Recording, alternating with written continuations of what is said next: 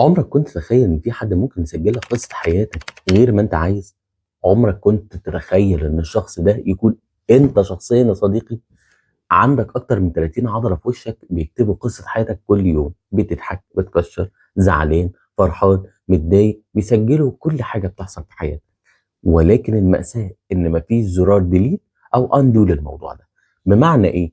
ان مع استمرار التعبيرات دي في 24 ساعة، في ال 24 ساعة هتسيب لك تجاعيد ثابتة. التجاعيد الثابتة ديت حتى لو انت مرتاح مش هتروح. بص في المراية هتلاقي التجاعيد واقفة لك زي ال 111، وتجاعيد وشك بالعرض نوت في الجبهة بتاعتك ملهاش أي حل. طب والحل إيه؟ الموضوع كده انتهى خلاص؟ هنام واصحى وعايش بالتجاعيد الثابتة؟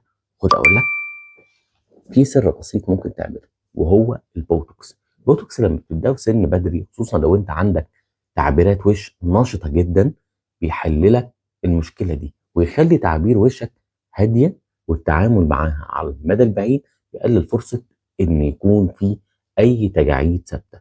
يستمر المفعول بتاعه تقريبا ل3 شهور، والنتيجه بتاعته بتبان بعد اسبوعين من الحقن.